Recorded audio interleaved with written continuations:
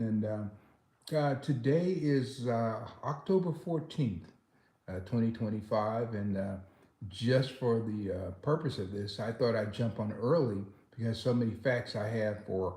I'm going to come on later on today with this day in African American baseball history, featuring things that occurred on October 14th. But I thought I would come on and do something special because today is Oscar Charleston's birthday. He was born October 14th, 1896.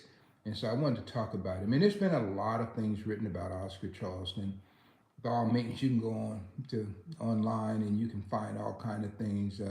There's been books and he's been mentioned in different places. But of all those things that have been written, I don't know if there's anybody who actually interviewed people who were connected to him quite the way I had. And so I interviewed his brother Benny many years ago. Benny was still alive. Benny played for the Homestead Grays in 1930, 31. He played for the, and 32, played for the Indianapolis ABCs. Of course, the ABCs weren't in the league at that time, and the Grays weren't in the league in 1930 when he appeared with them. And of course, his older brother, was there. So Benny was a good ball player as well, well known around Indianapolis, as was Oscar Charleston. And then also I interviewed his wife, Jane Howard, and she was in Harrisburg, Pennsylvania when I interviewed her. And I think she was living with a niece or something like that. Can't remember exactly, but all of this is early 1980s. And I have to tell you guys, when I started doing history, conducting history on the Negro Baseball Leagues, at that time I was 23 years old. And I wanted to bring back to life these players.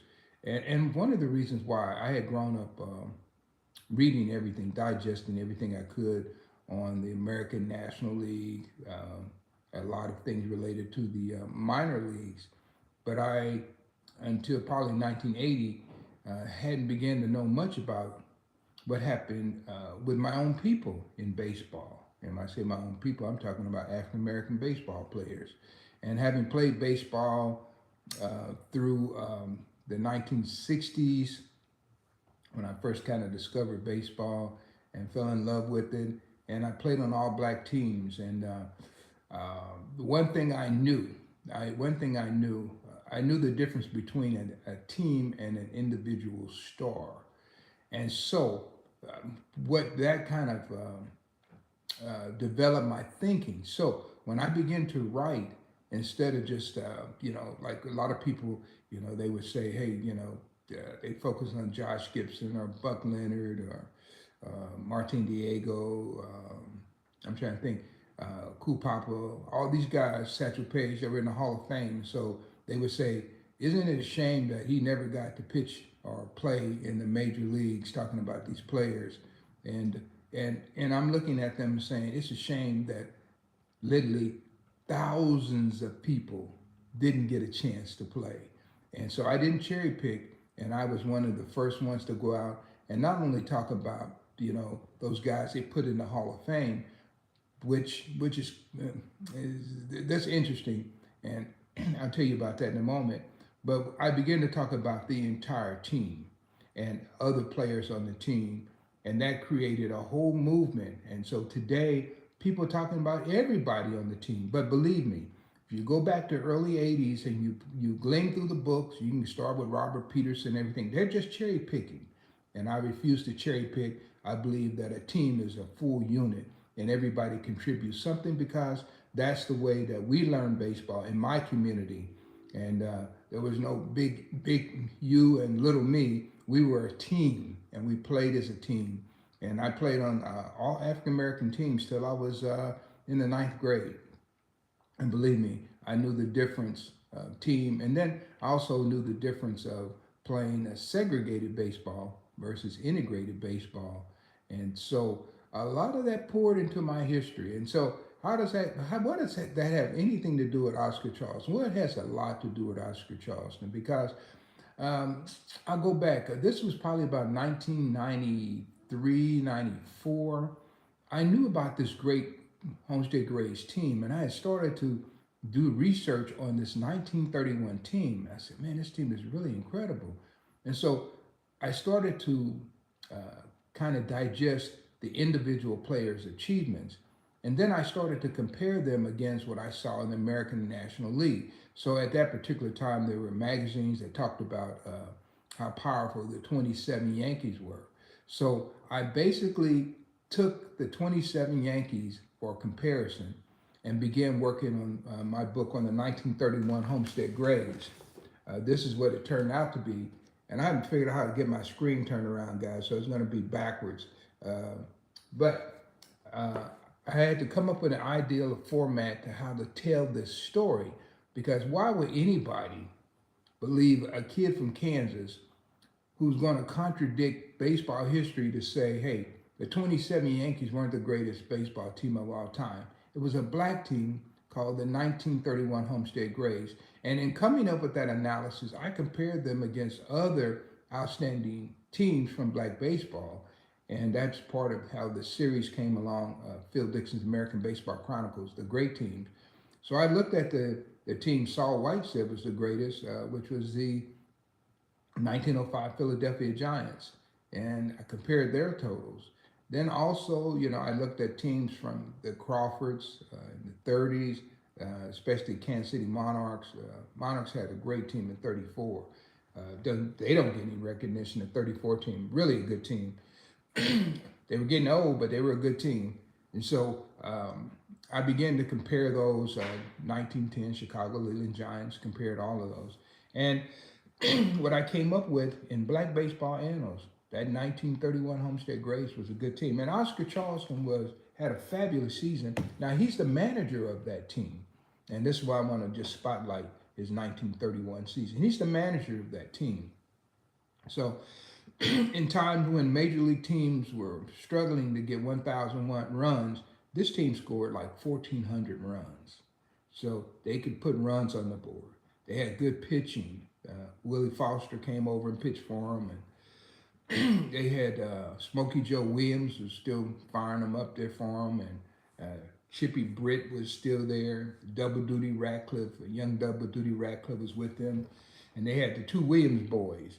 And so Roy Williams had a great year, and he was probably one of the lesser known pitchers on that team. So I think they had, if I'm correct, they may have had 5 20-game winners. I have to go back and check in my book.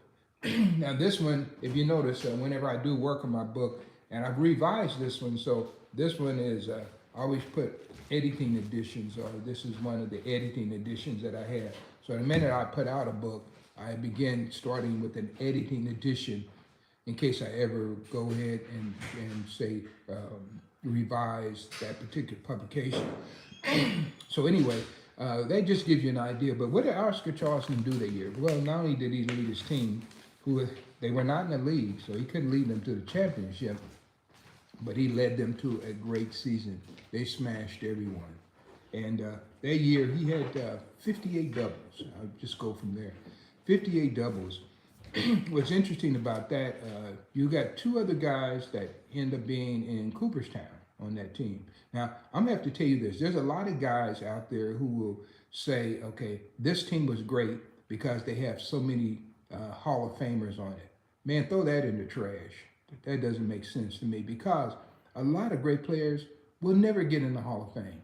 And so if that is your basis for determining what's a good African-American team, when you hear that, guys, take it with a grain of salt, because the truth of the matter is they will never put all of these players in the Hall of Fame. So the fact that 2 or 3 got in, that doesn't make, they say, oh, you got 5 Hall of Famers. That doesn't make a team great. What makes a team great is their record and their contributions and the season they had. That's what makes a team great, not how many Hall of Famers are on the team.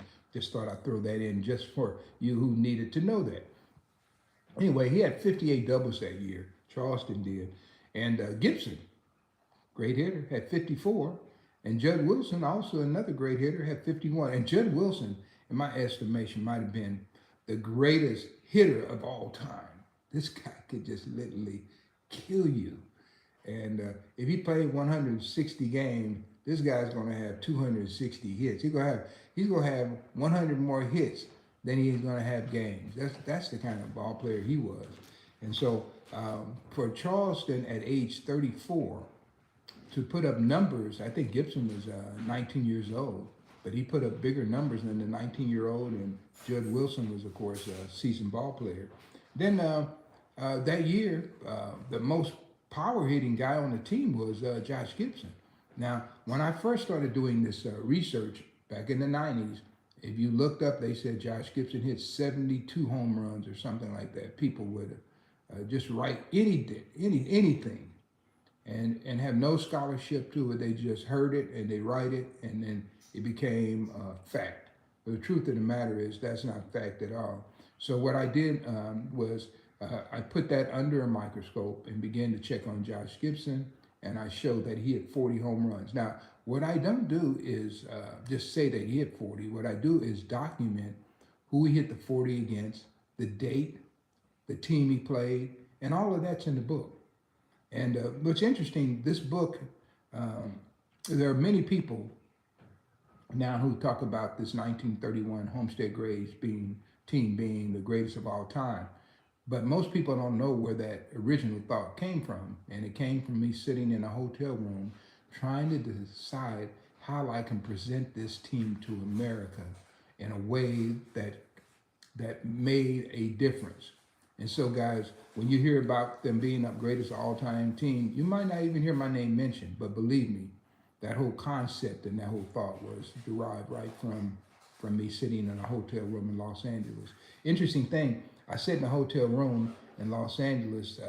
I was there because they were trying to write a movie about the Negro Leagues. It never came to fruition, but that was, I was in Los Angeles, and so I had a lot of time I could spend in a hotel room because we would meet, go down to the Columbia studio campus down there, and then we'd meet and talk about it. Thomas Carter was the producer on that film, and you probably remember the movie Coach Carter.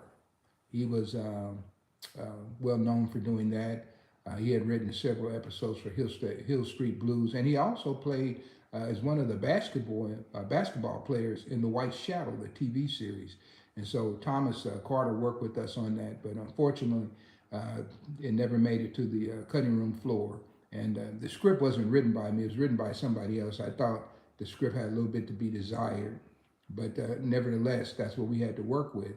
And so that's why I was in Los Angeles, and that's where this whole concept of the 1931 Homestead Grays, me sitting in a hotel room in Los Angeles. So anyway, in Charleston, going back to Charleston, I'm gonna wrap it up real quick because I could talk over and over. I can go for hours on Charleston. He's just simply a great player. But Charleston had 18 home runs that year, and Gibson had 40 home runs. And so that lets you know that Gibson at age 19 was going to be a prolific home run hitter because Charleston had been all of that before. And Charleston, man, if you want to go back and read some things on Charleston. There's a book that won an award. So a lot of people thought a lot about that book. So go check that out. But if you want to know about what he did in a single season, this book I wrote in the 1931 season highlights a lot. 200 hits that year. I didn't put a guide of his triples, but he had quite a few triples that year. I think Josh Gibson led the team in triples as well, and home runs. So that's Oscar Charleston, but I'd like to celebrate him today, and I want you to celebrate him too. So just remember, he's one of the all-time greats. Even if the Hall of Fame never came calling, he was still going to be one of the all-time greats. And I'm just so proud that I got a chance to interview his wife and also his brother. Hey, he had another brother too. If you go to Boxer's Rec, you'll find him. His name was Roy Charleston, and he was a light heavyweight boxer. He fought several bouts as well. He doesn't get talked about much when they talk about it, but Benny had told me about his other brother, Roy, who was the boxer. And I have to go one of these days and pull out my notes on Benny Charleston and maybe spotlight him as well. So anyway, that does it for me today. Just want to recognize Oscar Charleston on his birthday. Man, well over 100 years old, that Oscar Charleston. So all right, guys, Take it easy and have a nice day. And I'll be back later on for with the edition of This Day in African American Baseball History. Thank you.